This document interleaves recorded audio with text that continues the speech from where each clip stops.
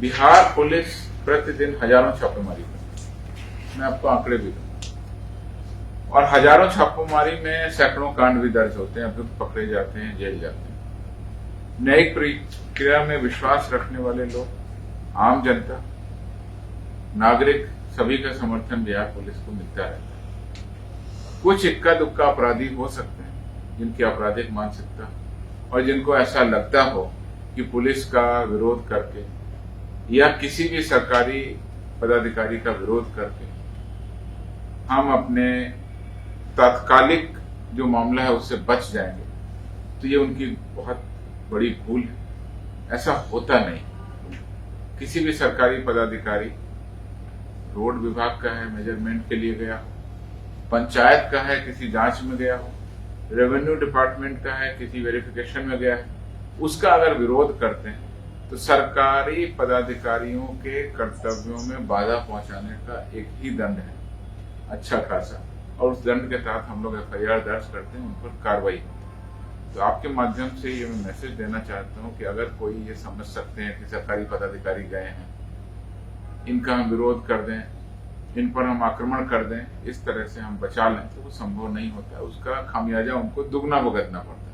एक तो मूल कांड जिसकी जांच में पुलिस गई, और दूसरा कांड वो कि आपने पुलिस पर, सरकारी पदाधिकारी पर आपने, या बालू के पदाधिकारी गए उन पर आपने उनका विरोध किया। तो ये चीज सबको समझ लेनी चाहिए कि कानून की एक प्रक्रिया है विधि सम्मत, उसका पालन करें। जो अगर आप निर्दोष हैं तो निर्दोष होंगे, जांच तो होने दीजिए, FIR तो होने दीजिए, पहली बात है। दूसरा, मैं आपके सामने कुछ आंकड़े रखना चाहता हूं।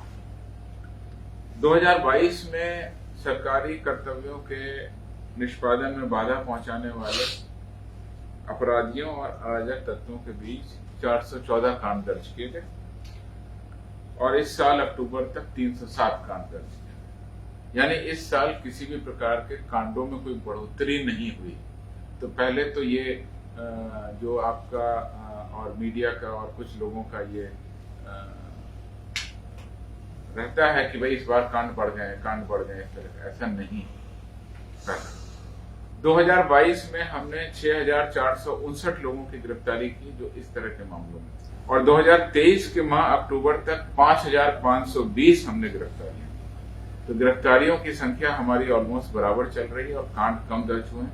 ये कहना कि इस साल कोई बहुत ज्यादा पब्लिक लॉलेसनेस हो गई है, ऐसा नहीं है। कुछ लोग अपने बचाव में कुछ ऐसा करते हैं, उनके विरुद्ध कार्रवाई। दूसरा आंकड़ा, 2022 में कुल 3,46,332 गिरफ्तारियां हुई और 3,47,835 कांड दर्ज किए गए। सरकारी कार्यों में बाधा पहुंचाने को लेकर हमने पहले ही बताया 414 कांड दर्ज हुए। अब आप ये देखिए कि 3,47,835 कांड दर्ज हुए, उसमें से महज 414 कांड सरकारी कर्तव्यों में जिन्होंने बाधा पहुंचाई उनकी थी। प्रतिशत अगर निकाल लें तो 0.12% मामले ही ऐसे थे जिसमें कि किसी भी व्यक्ति ने पुलिस का या सरकारी किसी भी कर्मचारी का विरोध किया। 0.12।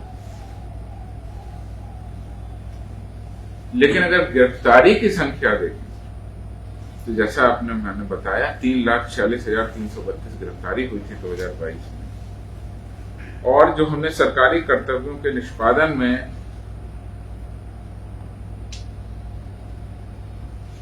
बाधा पहुंचाने पर जो गिरफ्तारी की थी वो 6,459 थी, आपको बताएं।